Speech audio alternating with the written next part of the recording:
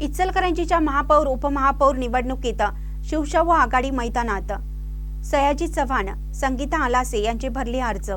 इचलकरंजी महानगरपालिकेच्या पहिल्या महापौर उपमहापौर लढतीसाठी शिवशाहू विकास आघाडीच्या वतीने गुरुवारी अर्ज दाखल करण्यात आला आहे। महापौर पदासाठी सयाजी चव्हाण तर उपमहापौर पदासाठी सौ संगीता आलासे यांचे अर्ज दाखल करण्यात आले आहेत। महिन्याभरापूर्वी झालेल्या महानगरपालिका निवडणुकीत भाजप महायुतीने सर्वाधिक 47 जागा जिंकून सत्तासूत्रे आपल्या हाती घेतली आहेत।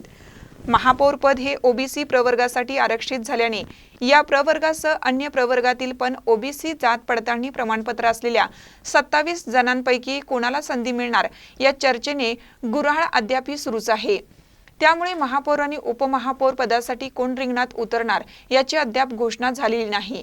या उलट 65 पैकी 17 जागा मिळालेल्या शिवशाहू विकास आघाडीच्या वतीने महापौर आणि उपमहापौर निवडणूक लढवण्याचा निर्णय घेण्यात आला आहे।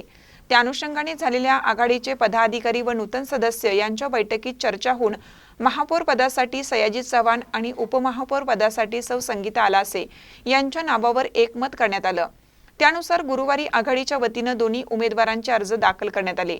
यावेळी गटनेता उदयसिंह पाटील, मदन कारंडे, शशांक बावस्कर, संजय कांबळे, सागर चाळके, प्रकाश मोरबाळे, सदा मलाबादे, रणजित जाधव आदींसह पदाधिकारी व कार्यकर्ते उपस्थित होते।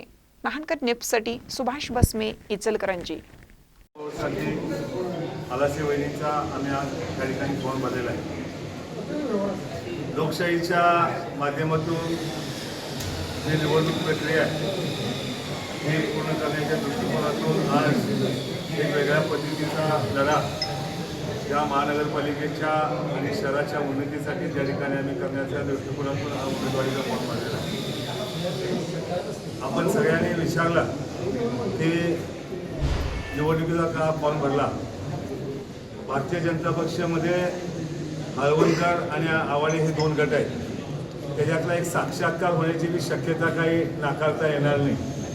त्यामुळं आणि खास करून या दोन्ही गोष्टीचा विचार करून लोकशाही जागृत राहिली पाहिजे आणि खास करून इथून या इचलकरंजी जनतेच्या सर्वसामान्यांच्या प्रश्नासंदर्भात शहराच्या विकासासाठी कोणती गोष्ट चांगल्यासाठी काही ठिकाणी विरोध करावा लागला तर त्या ठिकाणी विरोध करण्याची भूमिका सुद्धा आमची ठाम राहील। हेच त्या एक संदेश देण्याच्या दृष्टिकोनातून सुद्धा हा फॉर्म भरला म्हटलं तरी वावरला।